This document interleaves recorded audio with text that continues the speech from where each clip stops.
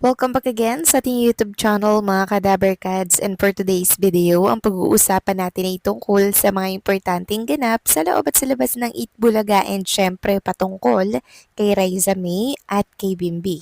Unahin nating pag-usapan ang video na inilabas ni Raisa May Dizon sa kanyang account kagabi. So ang video na to ay na-shoot nung Miyerkules mga Kadaberkads pagka-out niya po sa Itbulaga. So muli na naman pong pinagluto ni Mami Risa si Raisa May ng pinaka-favorite niya pong ulam mula noon hanggang ngayon.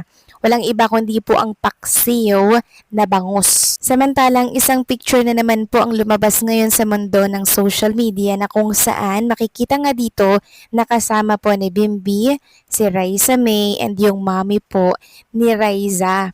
At makikita nyo dyan yung mga pagkain pong nakahain. So ito yata yung inihaw po na lapu-lapu na kinakain ni Raisa May nung nakaraan mga Kadaberkads. So baka magtaka po kayo na uy bakit andyan si Bimbi. So AI po itong picture na to mga Kadaberkads. Edited lamang po ito. Huwag po kayong malilito mga Kadaberkads, hindi pa po nakakapunta ata si Bimbi sa bahay po ni Raisa May. Ito po ay nangyayari dahil sa kagustuhan po ng mga fans na makitang magkasama si Bimbi Raisa at mami niya sa bahay po mismo ng mga Dizon. Samantalang, Bimbi Aquino at Raisa May Dizon mas lalo daw pong nagiging sweet sa isa't isa.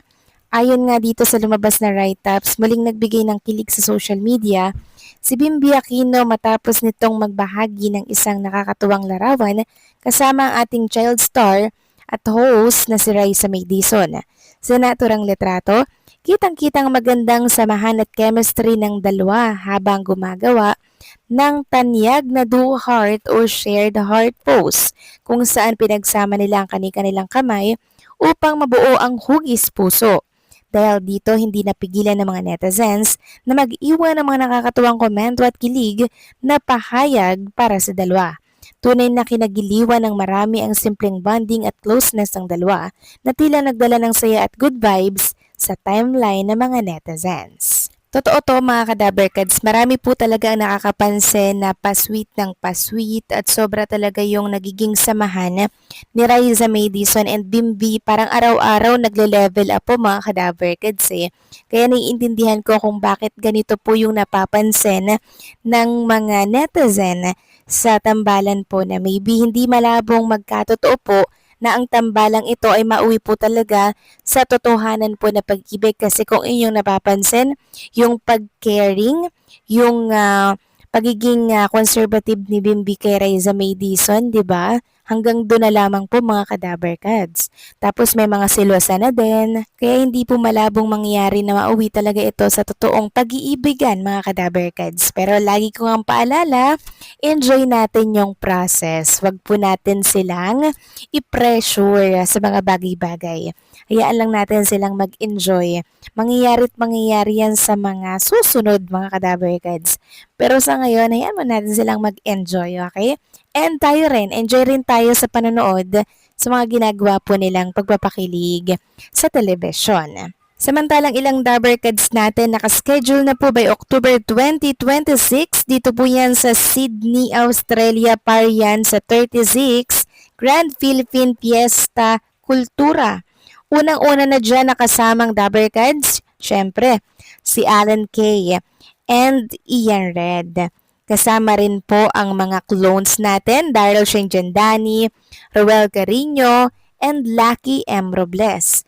Kasama rin po ang tatlong singing queens natin na si Samantha Rescal, SQ KZ, and SQ Jin. So talagang tatlo na lamang po ang mga singing queens natin mga Kadaberkads, no? Talagang parang nabuwag na po kasi sa mga event nila silang tatlo na lang din po yung magkakasama.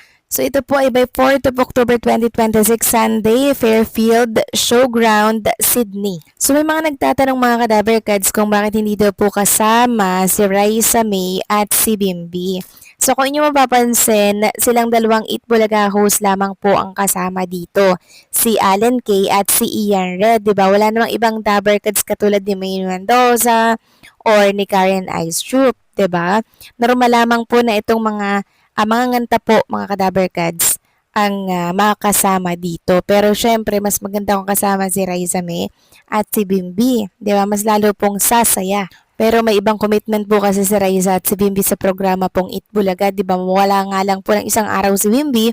Ang dami na pong naghahanap sa kanya. Ganon din po si Raisa May Dizon. Kaya chill lang tayo mga Kadaber Cats. And also, i-congratulate din natin ang tatlong singing queens at itong tatlong clones, Ian Red at si Alan Kay. Samantalang pag-usapan naman natin ang tungkol naman dito sa mami po ni Raisa May Dizon na kung saan sabi nila underrated daw ang nanay ni Raisa.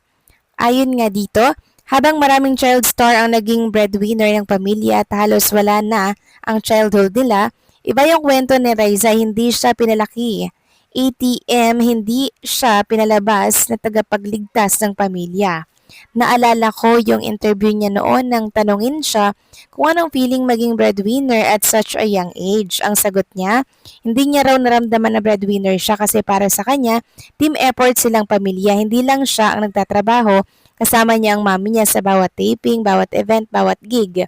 Habang si Raisa ang nasa harap ng kamera, may isang nanay na laging nasa likod, puyat, pagod at tahimik na sumasalo sa lahat. Doon ako napaisip, minsan kasi ang nakikita lang natin ay yung batang kumikita pero hindi natin nakikita yung magulang na isinasantabi rin ang sariling pagod para siguraduhin protektado at normal pa rin ang paglaki ng anak. Mas lalo kong na-appreciate na hindi siya hinayaang mapabayaan ang pag-aaral niya, hindi ipinasa sa kanya ang buong responsibilidad ng pamilya.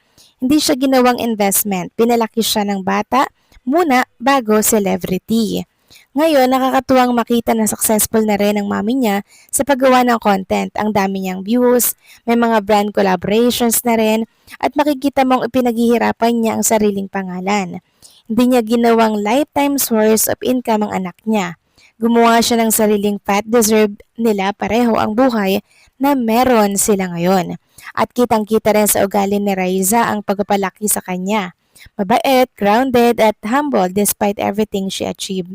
On the other hand, sana rin yung ibang content creators, especially yung gumagawa ng parody videos tungkol sa kanya, matutong gamitin ang sarili nilang creativity. So umpisa nakakatawa pero kapag paulit-ulit nang ginagayang halos lahat ng ginagawa ng isang creator, nawawala na yung pagiging parody at nagmumukha na lang na pangungopya. Respect creativity and respect the people who work hard to build it. Saludo talaga kay Mother, hindi lang siya nagpalaki ng isang successful na artista, nagpalaki siya ng isang mabuting tao. Correct mga kadaberkad. Saludo rin po tayo sa Team Raisa or sa mami po ni Raisa May Dizon dahil talaga namang napalaki po niya ng maayos si Raisa May. Sa kabila po ng mga pagsubok at pinagdaanan po nilang pamilya sa buhay, ito pa rin si Raisa May mga kadaberkads, mabuting bata, down to earth, katulad po ni Bimbi, 'di ba? Kaya ako dos kay Mami Risa na magkaroon ng isang successful na anak. So kayo ba mga kadaberkads, anong masasabi niyo kay Raisa May Dizon? Please comment down below.